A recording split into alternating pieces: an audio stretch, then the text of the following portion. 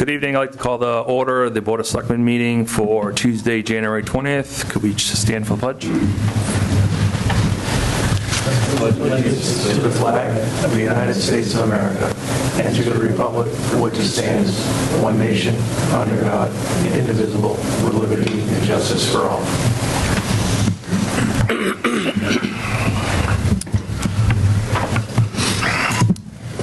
Under the chairman's announcement, I just want to take a moment of silence for Uxbridge Officer Laporte's passing.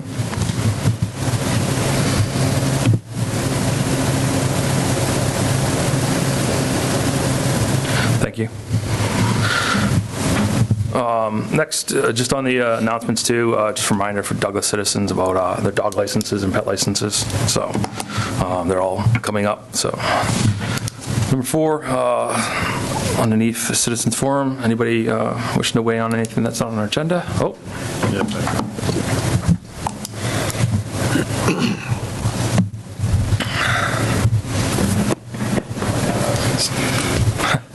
Just name and address for the record. Yeah, Becky Gallagher, Douglas Open Space Committee. Okay. I would like to request an updated letter. The grant for the Keevan property that we had applied for, the T-Mobile grant, did not get funded. Okay. And so I'm applying for another grant, the Mass Trails grant, and that's due February 2nd. So I'm here to officially request an updated support letter. Okay. Yeah, I've got that, and we've already kind of prior voted on supporting that letter and stuff like that, so I'll just... There's just some added wording to the top of that. Do you need It was just to be, where it says T-Mobile, it now has to be changed to Mass Trails grant. Yes, I think it was conservation, space. Lisa had something, she showed me something earlier, I had it handwritten in on the top, very top. Yeah, I don't have it on this version here, but, oh, it was the previous one, yeah, it was who it went to, so that was the 2 changes.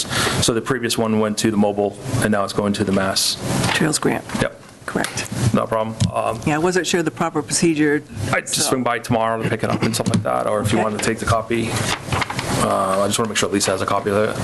I'll make a copy. I will get, we'll get it tomorrow, probably. It'll be in our mailbox. Okay. So that's all I needed. Perfect. Okay. All right, appreciate your time. And thank you for submitting the grant, and, let's hope, I'm trying. Yeah, no, that's all you can do. Keep swinging away. That's it. Okay. So, appreciate it. Thank you for your time. Becky. Thank you. Yep. All right, next up, number 5, joint meeting with the Board of Assessors to discuss vacancy and possible votes.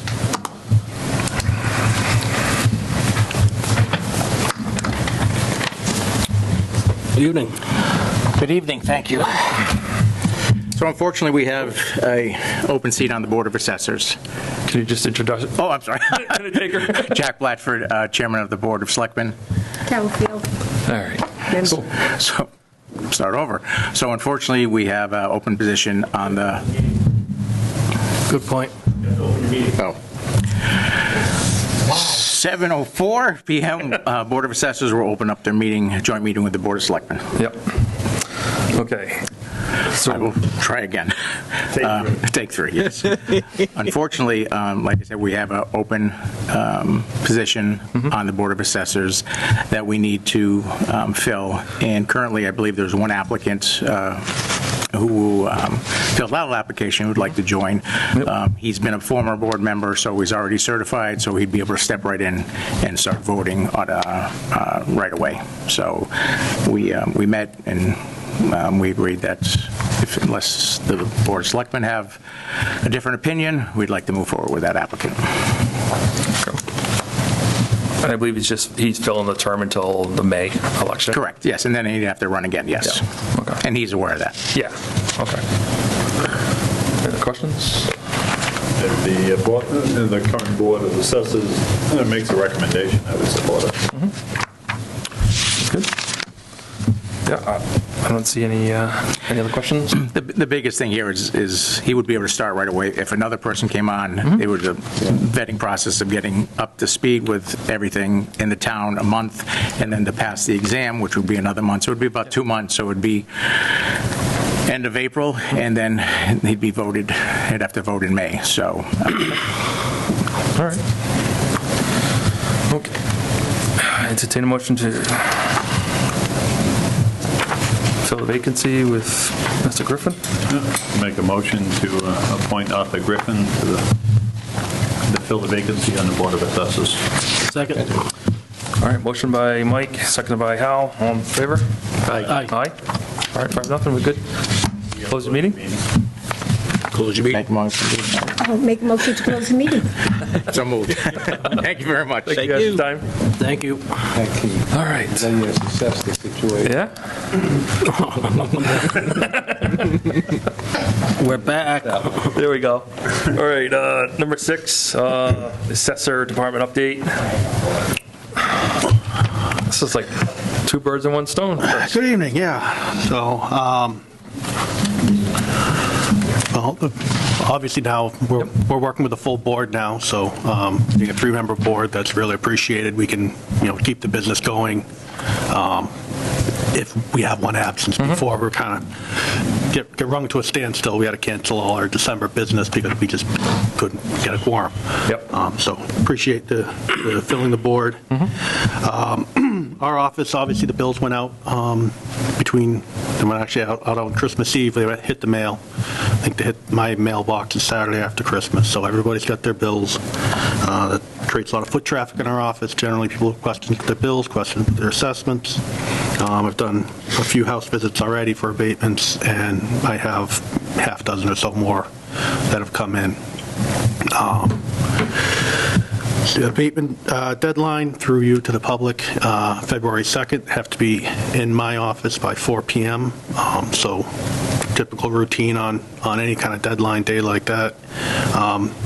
4 o'clock, I check the fax machines. I go out with the treasurer. We check the drop boxes right at 4 o'clock. If it's not there, it doesn't count. So through you to the public, 4 o'clock on Monday, February 2nd, abatements need to be in my office. And anybody that comes into my office with a question, if they wanted to file, we reiterate that point too. And it's a hard deadline. It's not something that's been adjudicated through the Supreme Judicial Court. You can't, I have no authority to extend that deadline. That deadline is by law and real. Exemptions, so your senior, your surviving spouse, your military, your blind exemptions. That deadline is April 1st. I believe that's a Thursday, so not affected by the weekend. Following up on exemptions, a lot of traffic and questions this year because we implemented 50% local option. We didn't have anybody really max out because we didn't expect that.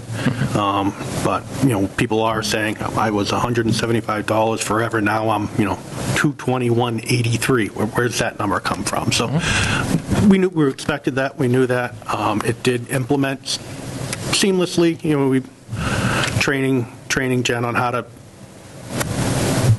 put the information into the spreadsheet, so when we calculate that local option amount, we're doing it correctly and consistently every time, so that we're giving everybody the right exemption amount. Form of lists, if I can come up with a couple of things. This is for personal property, for businesses, and for second homes. Again, through you to the public. If you are out of business and you're receiving a form of list, please just sign it and write on it out of business. We can get you off of our rolls, save some paperwork processing, save some postage. Even if you're not getting billed because your account was under $5,000, it just saves some hassles and headaches. We had a gentleman who was under our $5,000 threshold. We went to a new vendor. Their depreciation tables were a little bit different. He was all over. He came in, he was out of business for 20 years, but he wasn't getting a bill because he was under the $5,000 threshold. Fill them out if you're out of business. Fill them out, sign it, out of business. You won't see the form again. You won't get a bill. We want to get you off the books if you are truly out of business. Same thing for second homes. A lot of them over the decades have been converted to single-family homes, full homes. If it has been converted, write that it's been converted to a single-family home, and then we can verify that and again get those second homes off of our books for personal property. Just to clarify on that for information. as a homeowner, all of your personal property is exempt unless you own a vacation home or a second home. If you own a second home, all your couches, microwaves, all those silverware, paper plates, everything's all taxable personal property on a second home. Again, what we have for second homes in Douglas are primarily sheds with beds, and it's, you know, the refrigerator's been, was in the garage for 40 years before they brought it to the camp, so most people aren't getting a tax bill on their cottages. But they're still getting this form. Again, one less thing we have to mail out every year, one less thing somebody has to lose track of. So there was a community that was looking at the second home and looking at creating that as like a second taxable structure and stuff like that. I'll send you some information on it. It's very weird. It's something that I don't think we would ever entertain, but it was they were oceanfront, area down in the Cape area, and they were looking at people that had second homes down in the Cape area and putting them into a different tax and assessing brackets and stuff like that. It was just really I'm not aware of what state law would authorize that, but state law does require for second homes that we do collect personal property. So you have your riding lawnmower at home, that's exempt from taxes. You have the same riding lawnmower at your vacation cottage, it's taxable. So it could be something like that where they're just getting more enforcement onto personal property. But for Douglas, that's where we're at. Most people don't get a tax bill, but they're getting the formal list. So that's just something while they're out there, if I can, throw out that. And, that's pretty much it. It's our, I don't want to say our highest traffic month, but it is our traffic month. We did, speak of high traffic, we did process the first motor vehicle commitment. So that's about 10,000 bills. That will be our largest traffic month. There's people that have traded cars, sold cars, will come in filing for abatements. So that's just life in January in the assessor's office. That's good stuff. Appreciate you sharing the dates and stuff like that. It's always helpful, I think, for people to know when the abatements are and the senior exemptions and veterans exemption dates are. I know you post it and you share it, but in this forum is great too to keep the public aware. I'm intrigued by the tax the second homes ride-on tractor. How does the town know that exists, and is it entirely self-reporting? So there's a couple of ways with second homes. It's a little different. Yes, it's self-reporting. Usually what I tell people, and it's actually a good question, I can say this through the microphone, I recommend for people with these second homes, the items that are being collected are not changing frequently. I always recommend people just create a spreadsheet with the item and how old it is, and print out that spreadsheet, stick it in the form, sign it, date it, send it back. So it is self-reporting. Like I said, most people that report it, they're so far under. But what happens during a certification year is on the ones that do report back, basically they establish a ratio, so it becomes a percentage of the real estate value for what they get assessed for, and that's built based on the returns we do get. So on people that don't return, you're getting your assessment based on people that did return. And that's usually something like 2%. So again, it's a very low percentage, but having that percentage driven off of the returns, the more returns we get, the more accurate they are, the better that percentage, the more accurate that percentage becomes. And like I said, particularly in Douglas, where we have these cottages, sheds with beds, that are worth peanuts on pieces of land that are worth $250,000 to $400,000, depending on where they're at. The accurate reporting will drive down that percentage and keep you from getting a tax bill. So you tell us what's on there, and we can adjust that percentage down below, because when you have land that's for many properties 4, 5, 6 times the value of the structure, let alone the personal property, you're going to have even fewer people getting hit with a tax on that second home, the contents of the second home. And remember in '23 when we raised all the water land values, I went and visited a lot of these places, and, you know, there are junior dorms with nicer furniture than these places. Like I said, it's the couch has gone from the living room to the den to the garage to the workshop to the college, and now it's finally, you know, in its fifth home in a cottage, and its life is essentially over and it's valueless. So because of the relationship of the land value versus the structure value on a large majority of these places, the higher returns we get, the more information we have to drive down the percentage of what we do for taxable people based on the ones we do get back.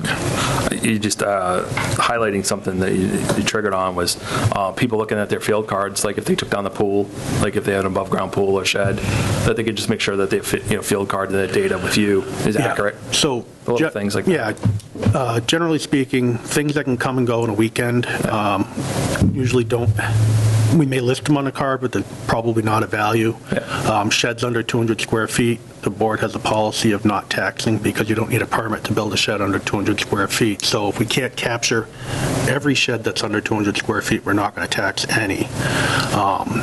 And because you don't need to pull a permit, you can call up Skips, order a 10 by 12 shed, and they can drop it off in 3 weeks.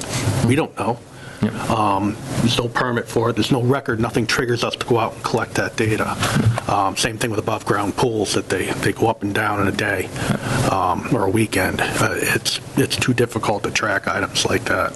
But certainly if anybody has removed structures from their yard, now's the time to let us know. And we're happy to, you know, make those corrections, adjust those bills down. Any other questions? All good?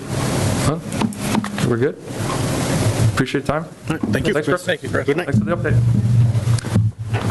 All right, next up, all right, the fire union contract compensation table chart, adding the fire department EMS advance possible votes. Chief.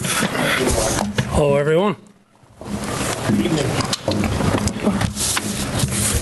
So what we've done, our recent hire is a EMT basic at the moment. He's ready to test to be an EMT advance, which we do not have that compensation chart in our collective bargaining agreement.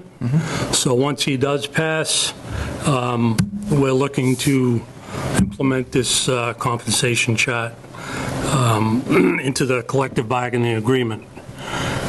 It's about 8% higher than an EMT basic, and the reason for that is that EMT advance can give, they can start an IV where a basic can't. They can give a few more meds than a basic, so that's why we're looking to add this compensation chart for the more responsibility for this person. It's in between the basic and a paramedic. Yep. And I think I did a little research, and I know a lot of communities that already have the similar role, or have adopted something similar to this. Yep. It seems like a good hire, providing greater service for the townspeople. Yep. Correct. Any other questions? Perfect sense. All right. Entertain a motion to... I'll help you here, Les. I'll make a motion that we ratify the revised firefighter CBA language as presented in our chart to reflect the addition of the EMT advanced position. Second. Motion by Tim, seconded by Mike. All in favor? Aye. Aye, 5-0. Thank you very much. Just while you're here, I just want to commend what you, and I haven't shared, I just want to share it well with the board. Monday, well, this, yesterday, 7:30 in the morning, saw your department out there taking care of a citizen in Douglas in the snowstorm, fire truck, ambulance, white plow truck. Yeah. Or so, maybe a neighbor helping out, but Yeah. it was, just the weather wasn't the greatest, and you guys did a great job on that street, on that area. So, Appreciate that. did notice it, did appreciate you guys, and the other person helping out there, because I know the roads were still getting cleaned up and stuff Sure. like that, but you guys did a great job getting down there, and I know the weather wasn't the best with Thank the you. wind blowing, so do appreciate you guys. Thank you for that, and I'd just like to shout out to the Highway Department. If I do call Adam for anything, and we're trying to get someone out of a home or whatever, he'll send his guys and, move the snow if we have to, whatever it takes to help the citizens, but Yeah. I'd like to thank those guys as well. Yeah, big team effort. It was really, very early in the morning, and most people didn't see and stuff like that, but it's just, I drove by and saw you guys out there. Thank you. Appreciate everything, so. All right. Wanted to give you guys a shout out for that. Thanks. Good deal. We'll see you in a little bit. Yeah. Yep, perfect. No, we moved that Maybe. into. I thought it was, that's why I didn't move. Oh, yeah. Number 8. You're a part of that too? Yeah, I imagine you would be. I would, Yeah, I think. come on up. Well, Oh, yeah. This is Les's Yeah, meeting. sorry, yeah. That's why I Number, didn't move. well, yeah, on number 9, moving forward, regional dispatching discussion, possible votes. Yeah, I got confused by number 8 being scratched out, so. Evening. Good evening. So I think we just wanted to talk about the regional dispatching discussion. I know multiple communities have had their discussion, and, I think we're just trying to have a wrap-up discussion and stuff like that. What you guys' take is on that with the Auburn, regionalization and stuff like that.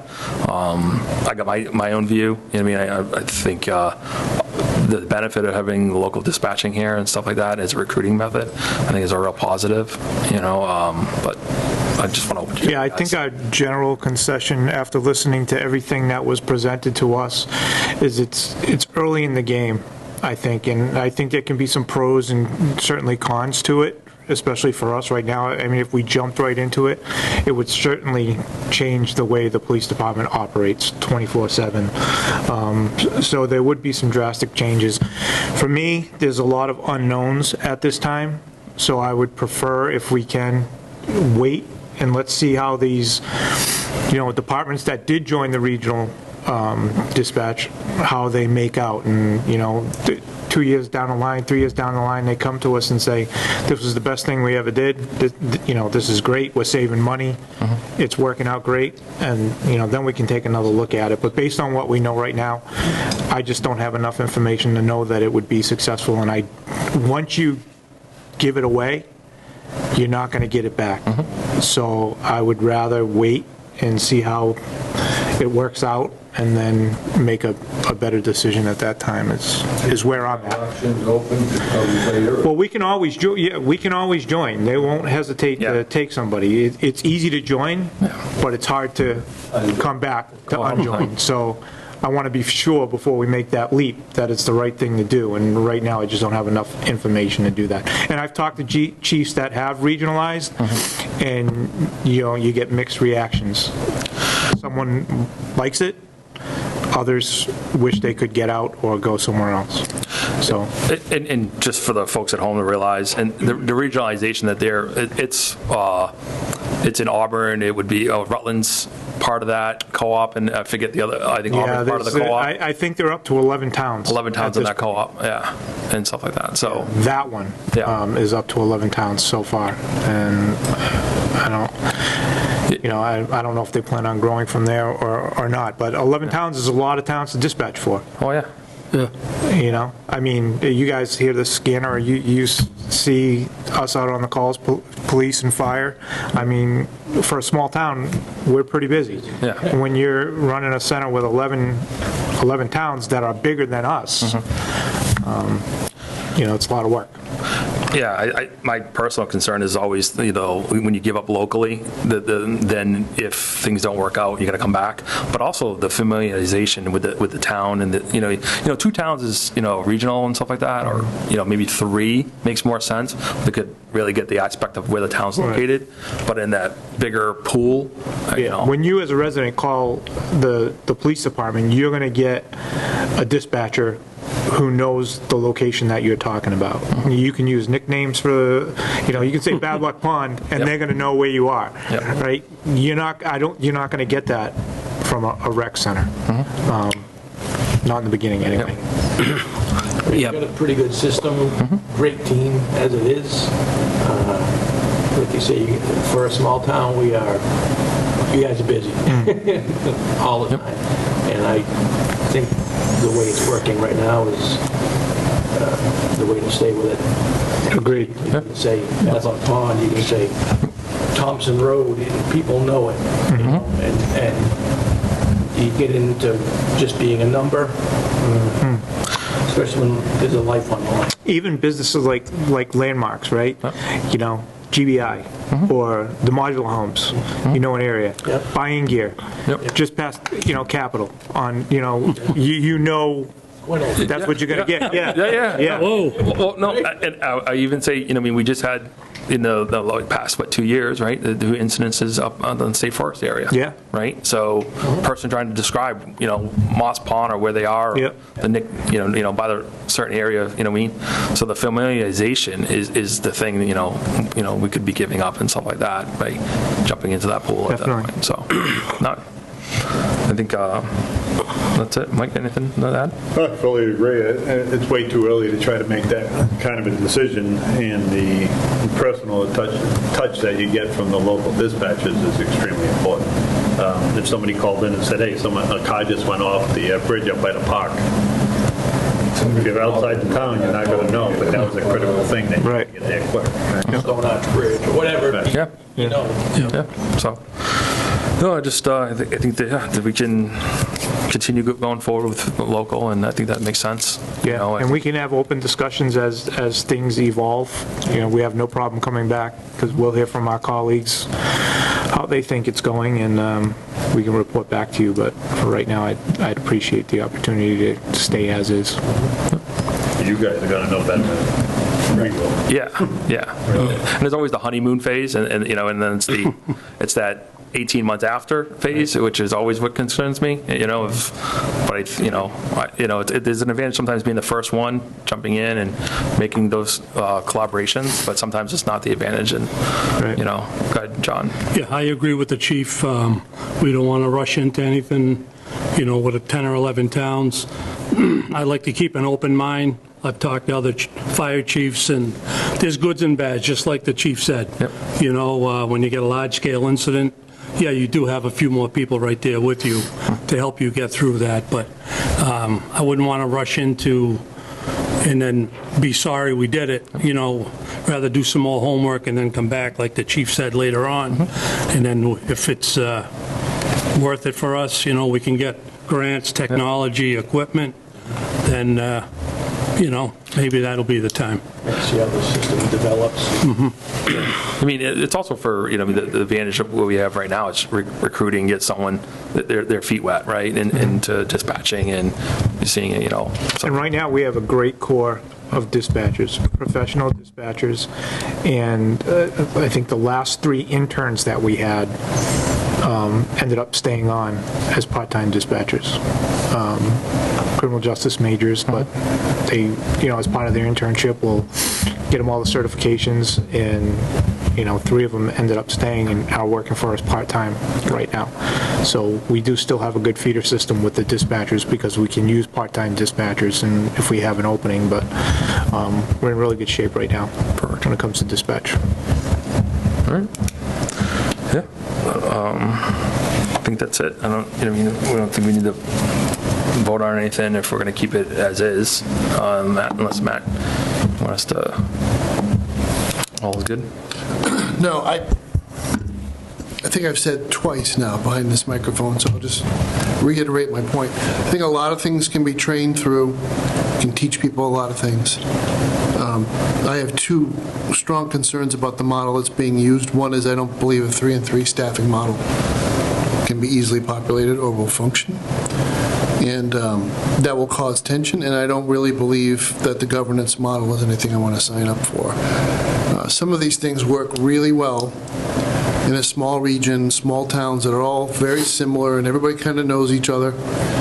And once you start to get really big, once you get to about 11 communities and people don't know each other and people have ambitions, they want to be the host community and et cetera, I just didn't like the way it was structured. So I come at this from a different perspective, but end up in the same place, which is we should wait and see how that works out for everybody. Smaller regional organizations that are being discussed? No, I mean, I think the only appeal to staying small and local with another community wouldn't be a complete regionalization. It would be more of a synchronization of technology, so we could be backup for each other, power failures, mass casualty incidents, so that we would know how to communicate, and that often involves a standardization of the public safety radio system, which is extremely costly. And even though we would probably get some support at first, over time we'd be on our own. Just not so sure we're ready for that. Okay.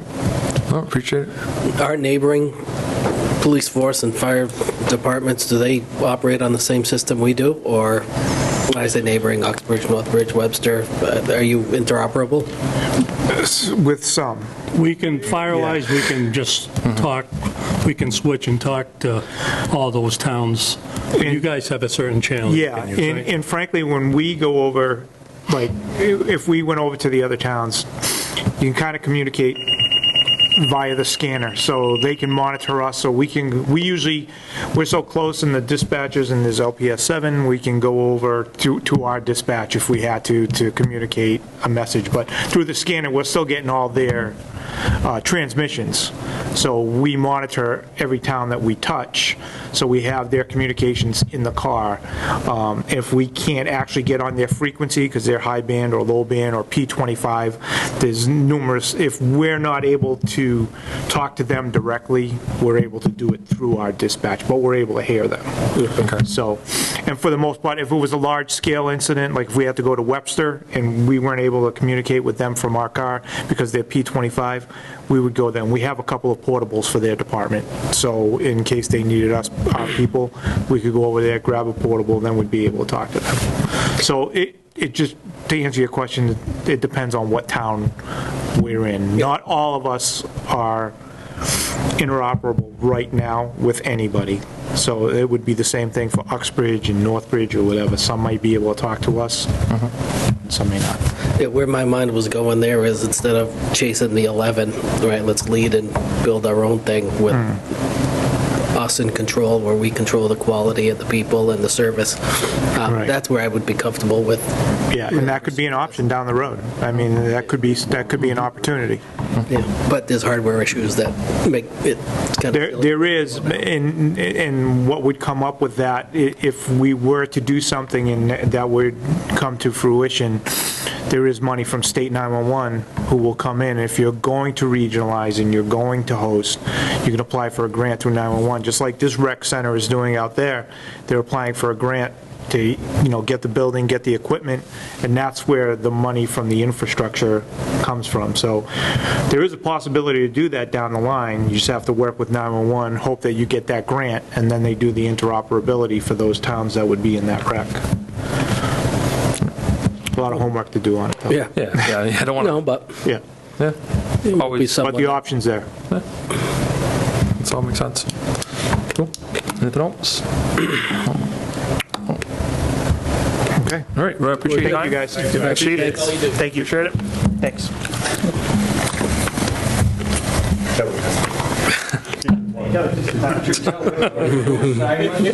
Yeah.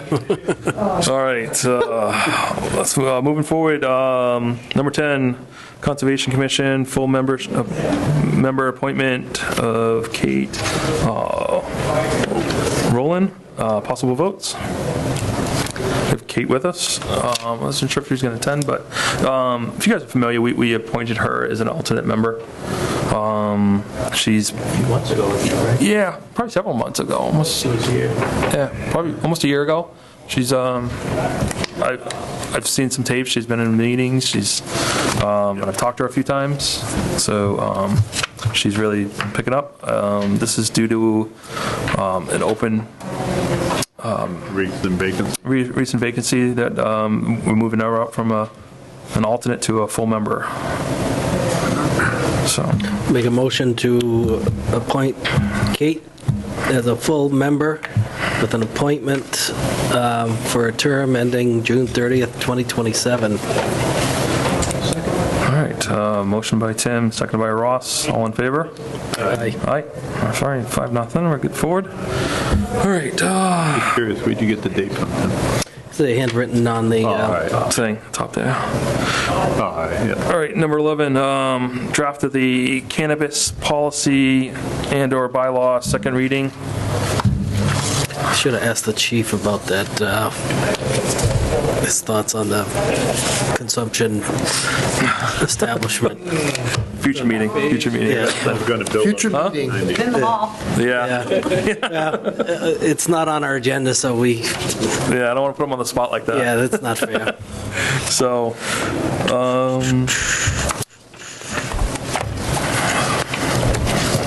so this, we got one more reading after this. This is put together to satisfy the, what do they call them? Is it CCC? Yep. Don't ask me to make my own acronym. People won't like it. Yes, the state cannabis commission. Yeah. It's the Cannabis Control Commission. Yeah. The Triple C. So, Nothing's changed on this, this is just a second reading. yep. I think it's pretty. Satisfied of the state. Deal. And that's going to be probably on for our Springtown meeting. Deal. Any other questions about it? We're good? No, I'm going to keep my mouth shut. Move forward? Keep it rolling? As a suggestion, we may all want to just keep our copy of this, look through it, make sure there's nothing but one reading. Yep, that's fair. I'm voting no. Because to be honest with you, I forgot all about this foolishness on the press one. Yeah. Well, now you get a second copy, so. Moving forward, number 12, 250th committee member appointee and discussion and possible votes. Ross? So we have,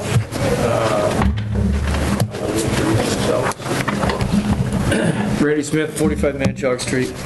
Hi, Alyssa Ganatic, 39 West Street. so Alyssa is our chairperson. Yep. Randy applied for a member. We have another one who just didn't make the time frame for appointment. So next meeting.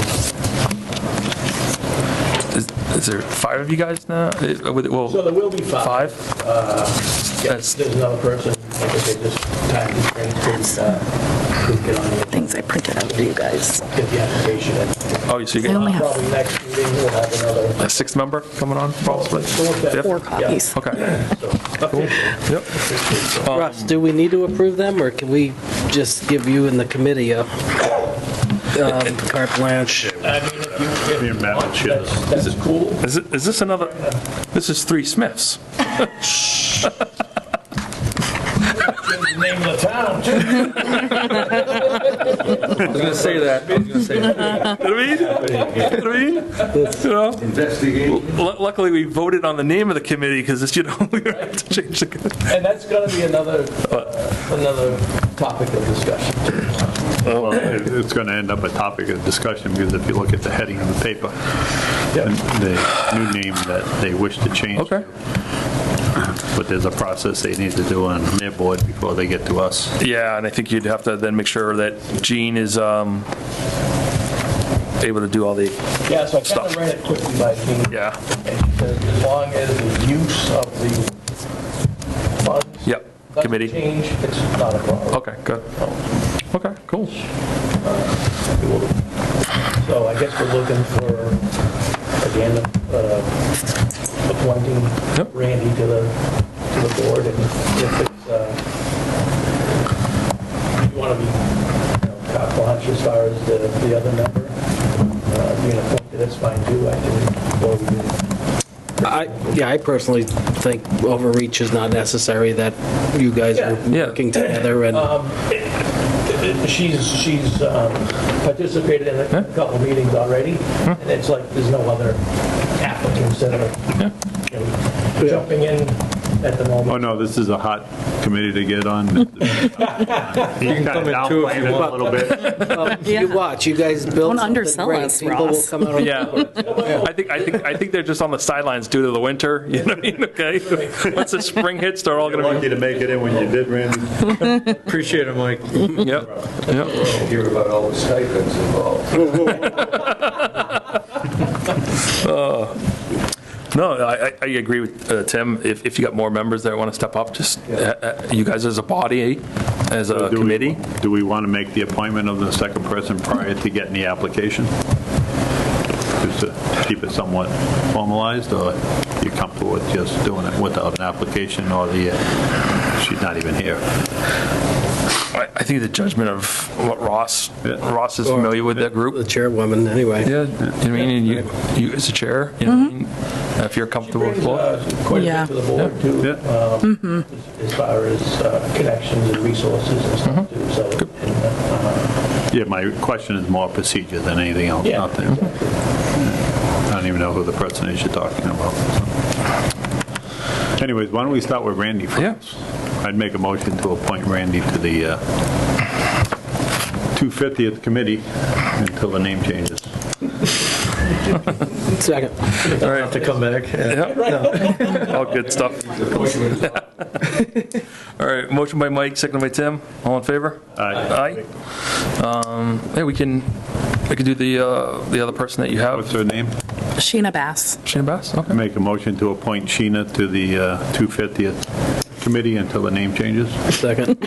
Okay, a motion by Mike, second by Tim. All in favor? Aye. Aye. There you guys go. Off and running. So, on the name change, can we do that tonight? Or do they need to take a vote amongst their board? It seems like there's a consensus of what the name change is going to be. so now that Randy's appointed, Majority rules. do we have a, Well, he hasn't been sworn in yet. He hasn't been sworn in, Yeah. so he's good. Yeah. So we can- You're safe. Yeah, You're safe. safe. He's worried about having a quorum. But the only reason I'm asking that is to try to expedite a little bit. Yeah. Because our overzealous chairperson's already has a page up that's named this, so Yeah. the impression is that it's already a committee of the town, so I assume change the name, to formalize it and make sure that everything's right as far as everybody looking at it online. I would make a motion that we change the 250th committee to the Douglas Heritage and Honor 2026 committee. Second. All right, motion by Tim, second by Hal. All in favor? Can we have a little discussion first? Oh, go ahead. Is this going to go past the 2026? Should we drop the 2026? Yes, drop the 2026. Amend that? Yeah. Gladly amend. Forward-thinking idea there. To the committee being the Douglas Heritage and Honor Committee. All right. Second. All right, we still got the motion by Tim, second by Hal. All in favor? Aye. Aye. I do appreciate you guys volunteering and stepping up and hosting meetings and stuff like that. So I did catch a couple tapes and great conversations, great ideas being floated around, and continue the good work. Definitely. We're excited. Thank you very much. Oh, excellent. So was this just for our information at this point, or do you want to share what? Yeah, I can review where we're at in terms of ideas. So there's really 3 different areas that we're covering at this point. One is a banner program to honor servicemen and women, whether they are frontline in our town active duty, and that could be police, EMS, military, or veteran status. It doesn't really matter. The point is just to honor those. Dudley has a program like this. I don't know if you've seen the banners on their utility poles. There's a program called Hometown Heroes. They're out of Pennsylvania, and they do this specifically. So they provide all of the advertising material, the pricing. You send them the proof, and They design it. You approve everything with the person who is making the purchase, and then we would work with, of course, the select board and the highway department to figure out where we would be installing them. National Grid has specific requirements for how far down it has to be from the wires and how high above the ground it has to be. So Main Street doesn't really, like center downtown Main Street doesn't really actually seem like a viable option for these, but there are other high visibility areas that we've discussed, like from the intersection of North Street and Gilboa headed towards Old Lackey Dam Road. So where the heading out of town towards 146. There's a lot of utility poles. There's actually over 25. It's a high visibility area. Depot Street, Pleasant Street, beyond Main Street, going up towards GBI, even around the town common, around Carter Square, by Mechanic Street over to Soldiers Field. Just areas where we know that there's high traffic, that people will be impacted by seeing these. We've discussed doing some fundraising so that we can have opportunities to almost grant people who may not be able to afford something like this, but could, want to honor someone that's meaningful to them. The cost is about $100. That includes the brackets to install, an 18 by 36 banner, and they design everything. They would ship it to us. So I'm pretty sure I'm not sure about shipping costs, but as far as I know, that's an all-inclusive price. I think it's kind of included. Yeah. I think it's all included. Yep. So Mark, as to what one banner would be? the total would be just around $100. Did you say that? Yeah. Okay, I missed that. Nope, that's okay. So it's a reasonable price. There are larger sizes, but just based on what we discussed with the utility poles and all the regulations, the smaller size of an 18 by 36 banner would probably be the best fit. Is that what Dudley's is? Yes. And I think Northbridge might have two banners. I think there's another. They might. I think it's. Yeah. Mendon does. Mendon, yeah. Yeah, Mendon does. And stuff like that. So. I think these would be like a more permanent year-round. They're temporarily affixed to the pole, but they're going to be more permanent, I think, in our case. Yeah, I think they pull the, I'm not sure if they leave the stands out, the brackets out and stuff like that. So I'm not sure if they leave them out. But I know, and I think they take the banners down because of the weather and stuff like that. They don't want them getting beat up and stuff like that as long. So, but it'd be worthwhile maybe to talk to some of those towns and those committees that are doing, they've got some background and lessons learned. Yeah. Which is, or maybe even also vendors that they use that they've maybe found, better options and stuff like that. But definitely worthwhile to pursue, and glad you guys are looking at that. We would love to launch something if possible this year, but if... No. Wherever would be a viable launch point for when someone purchases a banner, this is where we're going to start. Yep. And we would obviously welcome the suggestion on where everyone feels that would be most impactful, easy. We're not trying to make this a difficult process, but the feedback that we've heard just from friends and family and residents is that people are really into the idea, very supportive of it. So we're happy to facilitate it, like the whole ordering process, and the communication with the supporters and all that fun stuff. And so I guess we'll probably just need to consider what next steps would be to put something forth to the community. When we were talking about this, I thought through some of the fine print, there was something about a form that the town administrator has to either authorize or release, and I'll find out. Yeah, probably. I think it's just a blanket across the board, okay, that think it was some sort of like permitting type, not permitting, but like something, like a contract with National Grid to use their telephone poles for. Oh, sure, yeah. You need insurance I did fill on it. something like that out for Adam. It may be just the installation of who's installing the brackets I think I or, wrote it down in the other notebook.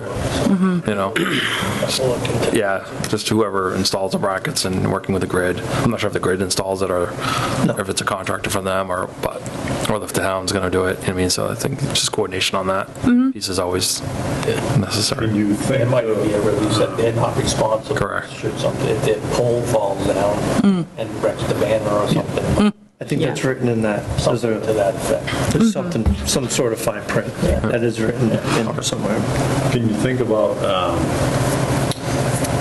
considerations of people that may have passed in town that may necessarily, the family isn't pursuing it, but it's something that we may want to honor ourselves how we deal with that, Yeah, that's, whether it's through this. it may be something we could work with the cemetery commission on too, like, and, Well, there's a couple people that come to mind Yeah. for me personally that we may want to honor in that, but I don't know how we're going to get it paid for, so I don't mind donating, but I think at a point you got to kind of cool. Following along with Mike's saying, we've got any research on Douglas's contribution to the Douglas. Yeah, you do. And identifying, the DAR, are they still active? And yes, Okay.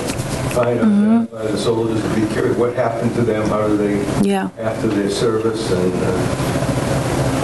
right. Anyway.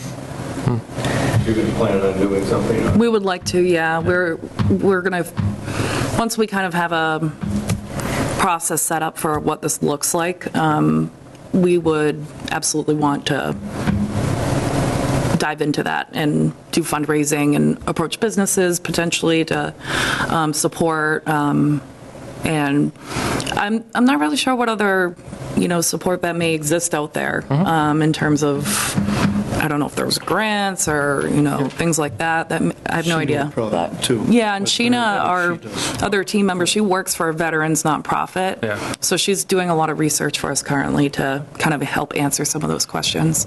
And the DAR, that group is very active. I mean, they come across a lot of stuff. And I thought they had approached us before about plaque with names. no, that was someone's.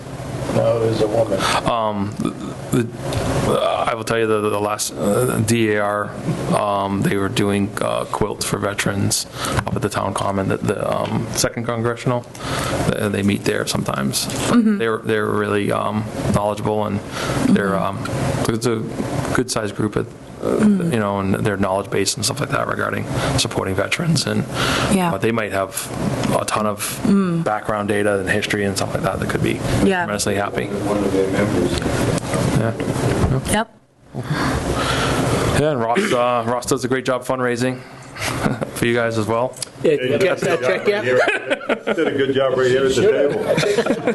One of the big thermometer things and showing how much money he's raised going on. Actually, Tim's the one that started that.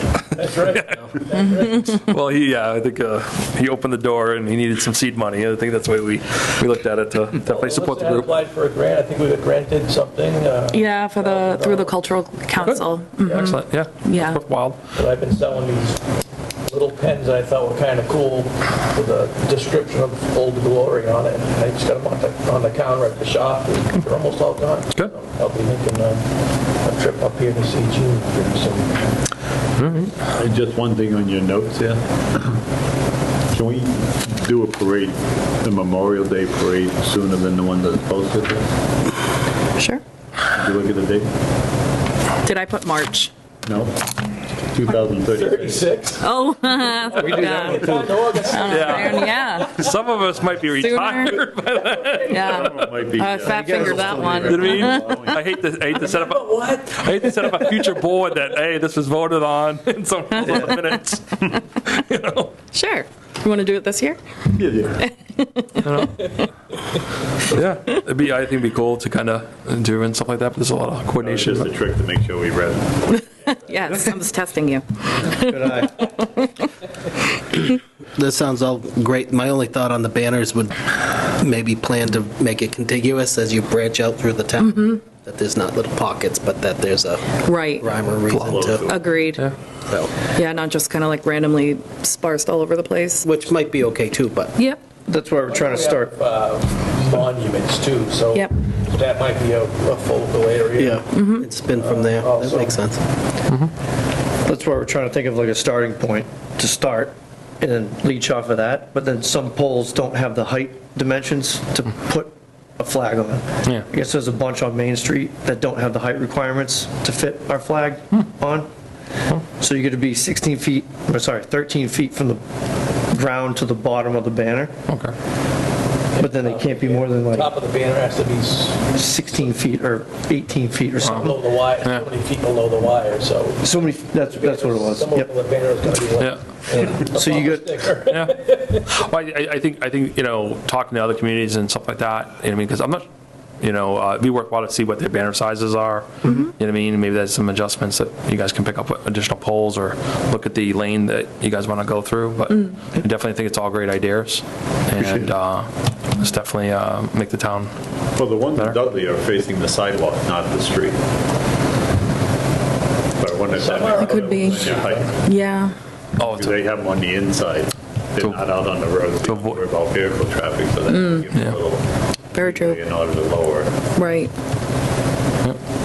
noted. And then they also have like double-sided ones too, if we come to that, but depending on how many like applicants and then how many polls. Yeah. So it's one of those learning curves, you know? Yeah, I think once it starts, it'll probably catch on Yep, absolutely. Okay. more and more and more. Cool. Just one thing. I did have a question, and it might be more towards, Tim might know the answer, as far as the 250th parade, we want to end at Soldiers Field. And we really haven't nailed the date down, but would we have to see recreation? For the use of the field. For use of the field? Yeah. Yeah, probably. Lisa gave me this form for use of and improvements upon town properties and facilities. Yeah, well, you guys were thinking of doing like a cookout or something down there? Yeah. Yeah. If there's games or something else that's going on, we don't. You could just coordinate. Kinda Does this help look right? Coordinate a date. This one? Yep. I think. Yeah. Yeah. Yeah. Yeah, and I would just, if you want that date, the baseball schedule's not set up yet, you can have the date. But Sooner than later. if it's a thing where, You guys meet every month then? no, kind of as needed. But if a baseball game is taking place while the parade ends and it adds to the overall look and feel of the day, then we could make that work too. But that might be nice. It depends on how you want to do Hamburgers it. at a baseball game. Yeah. It could be like You guys are meeting 26th of this month. Yeah. Right? So should they send a memo to your board just to get it on your radar? Yeah, I think Ryan may have submitted the agenda today, but I'll shoot him a message right now. Yeah. If you guys got a date and Well, Do you already do the agenda? I think he did it today, but we'll see. we were kind of debating. Did they get a hold of you about the pickleball? I don't know. Weekend before, or possibly the weekend after the 4th, because the 4th seems to be a yeah, what very busy day. yeah, As much as we'd like it to happen on the 4th, it's, just a coordination. Yeah, and that's the thing with like towns doing fireworks, right? Not everybody does them on the 4th. Everybody's got them staggered out, so right. So that makes sense. First thing before, rather than everybody sort of put everything down and it's out of your mind, but the leading up to. Well, that was kind of the date we were leaning towards, was the 28th, I think, whatever that Saturday is. Saturday before. That makes sense. Yeah. Yeah. But contingent upon what's going on at the field also. We have a lot of people vacation. Oh, it is the 27th. Because the 4th, 250th and 280th kind of being on the actual 4th. We're not the only town that's doing it. So We're trying to get like max participation. No, You know. no, well, again, picking a date and then the awareness and then you building towards it, you know what I mean? And, the coordination, right, Yeah, once we doing can solidify a date, then we can. food trucks and everything else. And Details as far as, parade permit or road permit or whatever we need to do, or once we have dates and times, in stone, and it's easier to Okay, do that. yeah, sounds good. Just let us know and, keep us in the loop, whatever you need. And appreciate you guys volunteering so we can move forward. Appreciate it. I think we meet again Thursday. Okay. So we'll have more, Yeah. I think more set in stone things anyway this coming Thursday, so. Yeah, as I'm sitting here, there's no real urgency to go claim Soldiers Field's time at our next meeting. Right, we got some snow to deal with, so when it's convenient. Yep. Perfect. But appreciate you volunteering. Thanks for coming up. Thanks, Les. Yep. Okay, thank you. You got to get sworn in before you, Yeah. town clerk. Will do. Coordinate with her. Yep. Okay. Are we good? All right. Yep. Thank you. Have a good night. Thank you very much. Thanks, appreciate it. See you soon. All right, we'll move forward. Next on the agenda, town administrator's report.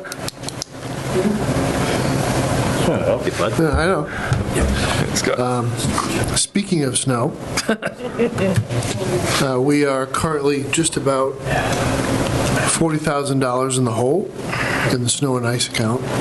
It has been a busy winter to this point. Just recall that every time we have a freeze-thaw, for the safety of the public, we go out and we drop salt on all the roads. And it's $9,000-$10,000 every time we do that. So we have at this point, on January 20th, we are already in deficit. There is a formal written notice that I provide to the Finance Committee and to the Board of Selectmen. Gene and I agreed on a figure today. We're going to authorize an amount up to $150,000 of deficit spending, so that would give the Highway Department about $110,000 to spend. This is not unusual. We do this many years. It's just that we're often at this point hoping we can keep the snow and ice and balance nice and fat. It's in January. And in years past, we were already spending the money in our brines before, and then we would get whacked in late February, early March with snow. This year, we're on a pretty nasty pace, and there's a pretty good-sized storm that could happen this weekend. So we're rushing to be ready for that with some minor repairs and some deliveries of materials. So you'll be given that formal written notice at some point in the next couple of days. I've been away on vacation for most of this period, from your last meeting to this one, so I don't have a lot to report. Just to quickly, I've let out a contract for the environmental study at the Buckeye property. The quoted price was well below $10,000, so under procurement law, we use sound business practice to determine that contract. This is one of those relationships with a consultant that you foster over time and try to go back to the same people. You're comfortable with their methods and the way they present material and the way they advocate for the town. So this contract, you'll see employees of 21 Environmental. Pat Penza has done quite a bit of the work. He stepped in towards the end of the oil spill here in Town Hall to help us resolve that in a more efficient and professional manner than the consultant that had been appointed by our insurance company. So Pat will be out there, and he'll be doing basically in all hazards, going to all the typical problem areas, floor tiles, window caulking, any seam between the roofing materials and the brick, just to make sure that we are clean and ready to go. As far as the contract on the Little Brown House, we do have sufficient budget to cover the quote that I was given. Unfortunately, the quote is higher than the threshold of the so-called TRD-01 statewide contract for this type of work, so I will have to get competitive quotes. So I'll be doing that process. That would be the first priority. And as for the ongoing work at the fire station, we're going to, we still have a solution in mind that we'll be pursuing. So that's pretty much all I have for you. I'm looking forward to a Finance Committee meeting coming up. I'm sure we'll be going over the budget in general detail. We do have a number in from the pension. So now the only thing that is a really large account that I'm awaiting information on is our health insurance renewal. We get a preliminary renewal typically by the end of January, beginning of February. They don't actually give us the rate until March, usually right at the end of March.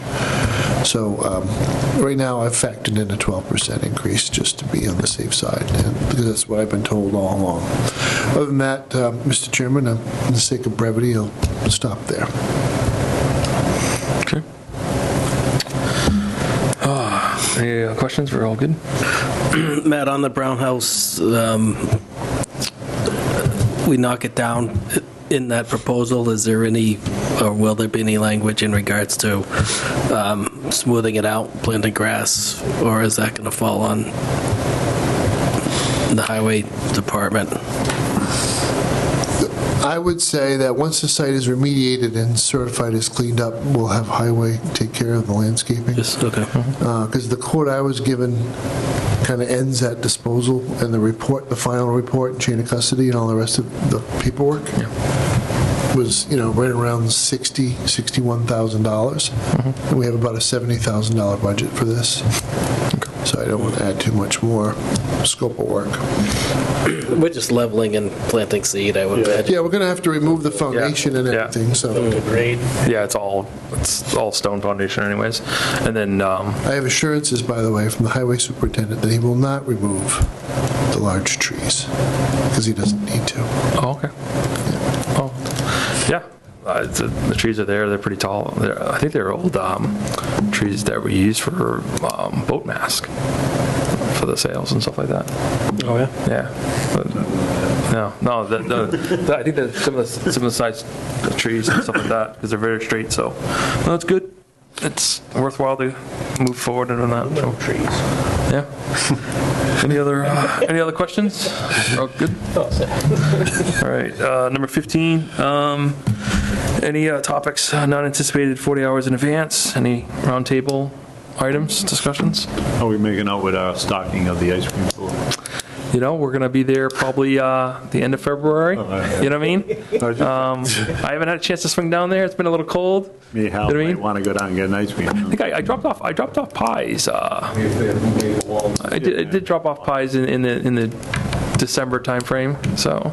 Yeah, but wait, me and Hal. I know. For ice cream. Yeah, well, you could swing down there for a tour and a walkthrough at the senior center. You know what I mean? Okay. They're never short on ice cream. So they call me if they're short. They're running low. All right. You know what I mean? All right. So don't worry about it. We'll go from there. All right. Next up, Ross.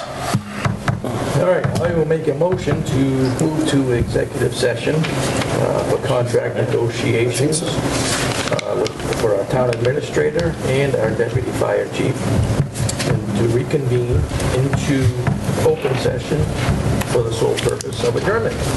Second. All right. Motion by Ross, second by Tim. Roll call vote. Stevens, aye. Vote aye. Patrick guy.